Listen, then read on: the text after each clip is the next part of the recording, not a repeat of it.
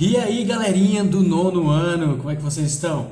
O Tio Hélio tá bem, espero que vocês também estejam bem. Gente, vamos lá para nossa aula de hoje, que tem como tema loops pythônicos com for e ranger, beleza? Então a gente vai ver isso aqui direitinho, a gente vai ver como é que funciona o for, como é que usa o ranger e também veremos a função reverse, tá certo? Então, deixa eu espelhar minha tela para vocês.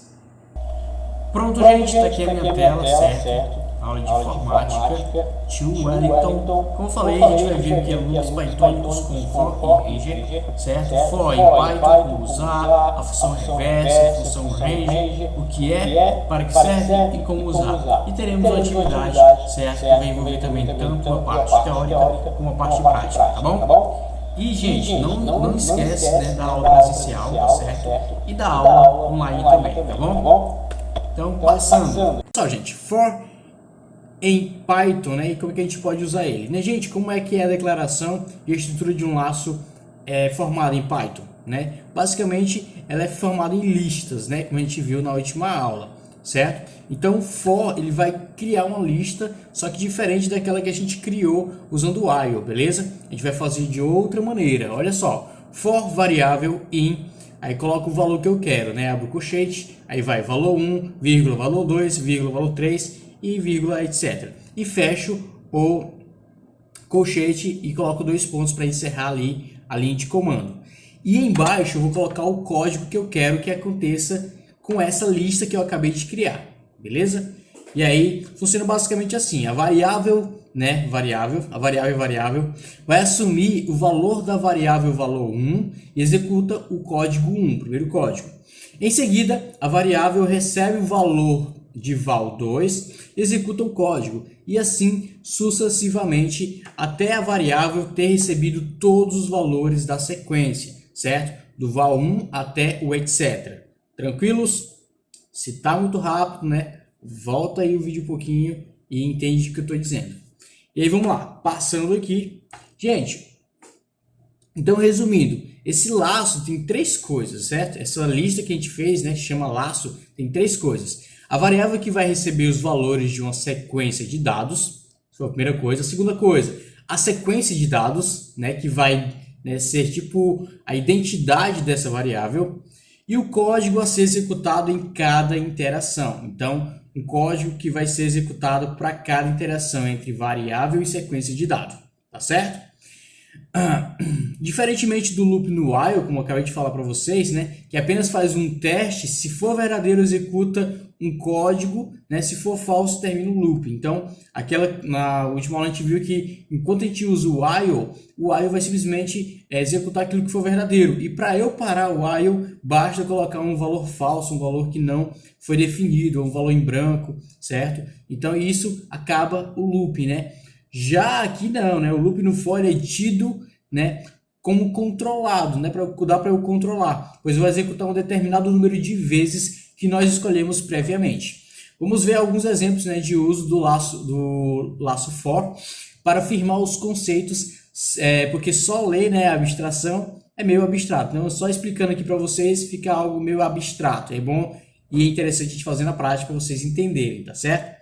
Então, a cada slide, cada atividade que vocês verem, né, vocês dão pausa, executa o código no Python de vocês, tá certo? Para vocês ficarem mais espertos junto com o conteúdo, tá bom? Olha só, né?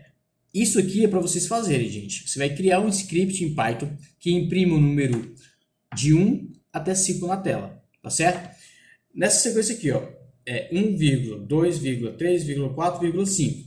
Então, o nosso código vai ficar assim, ó, for val, né, que é a variável, val in, abre o colchete, 1, 2, 3, 4, 5, fecho o colchete e fecho, né, com dois pontos ali. Tem que fechar com os dois pontos, senão não vai dar certo, tá bom?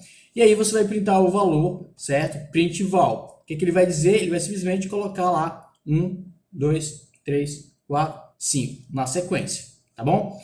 É só isso mesmo, tá certo? É só isso, é muito fácil. Então dá pausa aí no vídeo, faz esse código aí e você vai ver a mágica acontecendo.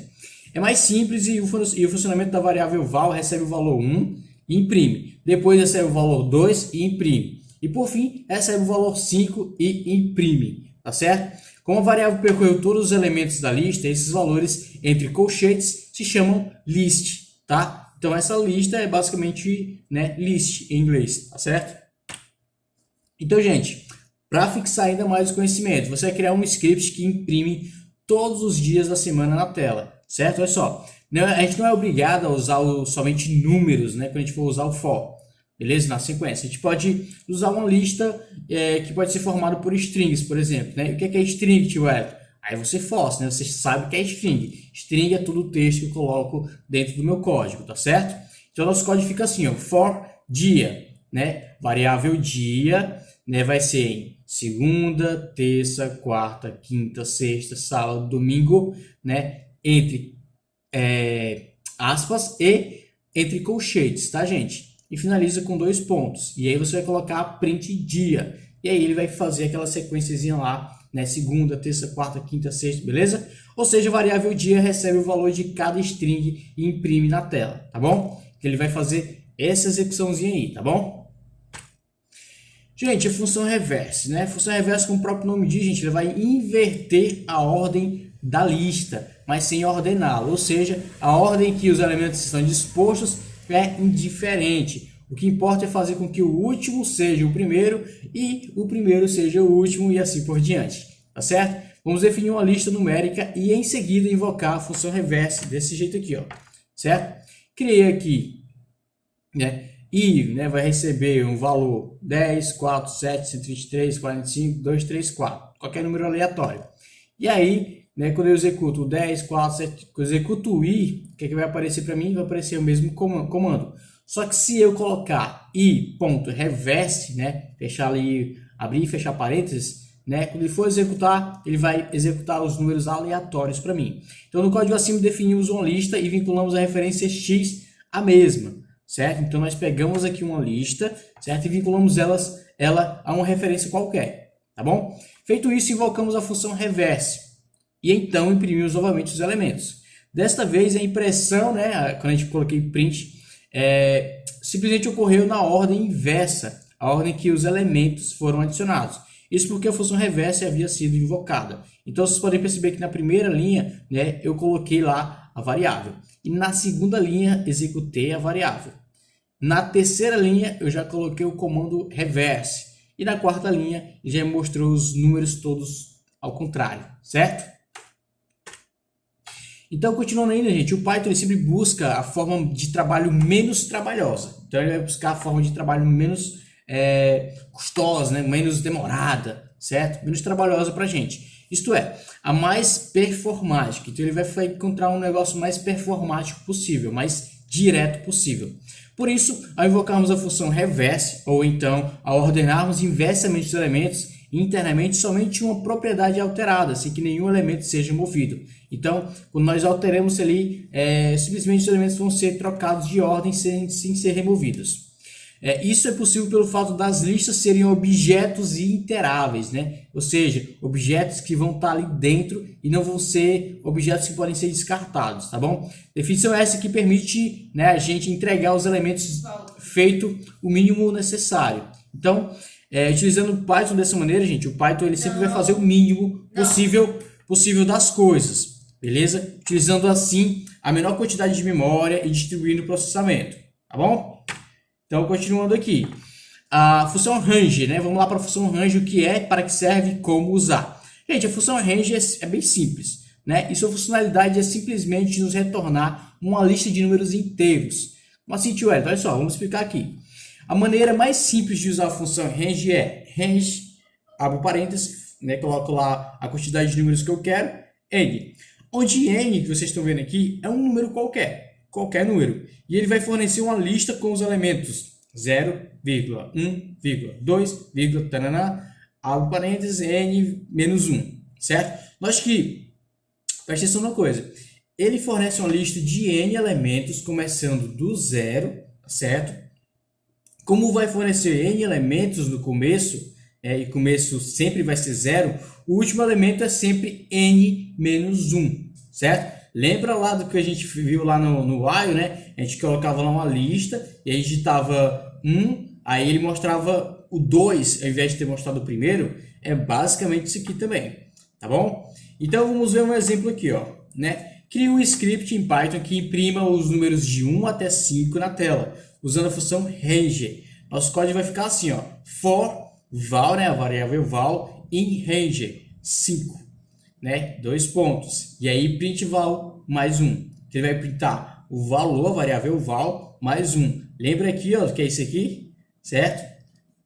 Atribuição aumentada, né? Eu fiz uma atribuição aumentada aqui. Quando fizemos o ranger 5, essa função vai retornar a lista 0, 1, 2, 3, 4, beleza? Por quê, velho? Por que ele coloca o 5 também? Pode ser que ele coloque também, mas olha só, nós queremos números de 1 até 5, então a hora de imprimir basta somar 1 a variável val, bem melhor do que fazer 1, 2, 3, 4, 5. Então dá para eu encurtar aí o processo, né? Simplesmente deixando de lado, beleza? Então, vamos lá, olha só. Range, início e fim.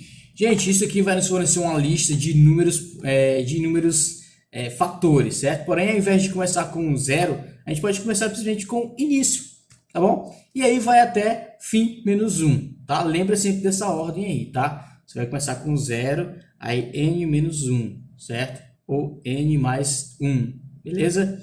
Crie um script em Python que imprima os números de 1 até 5 na tela, usando a função ranger como elemento de início e de fim. Olha só, for, variável val, in ranger 1,6, 1,6, beleza? 2 pontos, fechei ali, printar valor. Note que não precisamos mais imprimir val mais 1, pois a variável val irá receber os valores 1, 2, 3, 4, 5 e o 5, ou seja, até 6 menos 1. Deu para entender mais ou menos aqui, né? Então, quando eu utilizo o início e fim dessa forma, o que ele vai acontecer? Ele vai mostrar o início e o fim nesse valor aí, nesse sentido aí que eu mostrei para vocês. Vamos lá para a atividade, certo? Temos atividade teórica e prática, certo? Vamos para as atividades teóricas e depois eu explico como é que vai ser as práticas.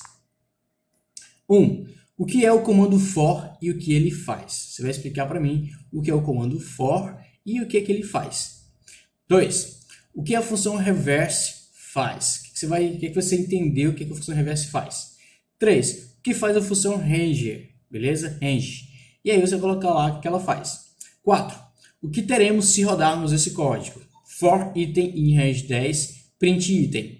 E aí você, para testar, é interessante você vá lá no seu Python, né? Digita aí esse comando aí para você responder a quarta questão. Já começa aí uma prática. Quinta, crie um script em Python que imprima os números de 1 até 5 na tela, usando a função range.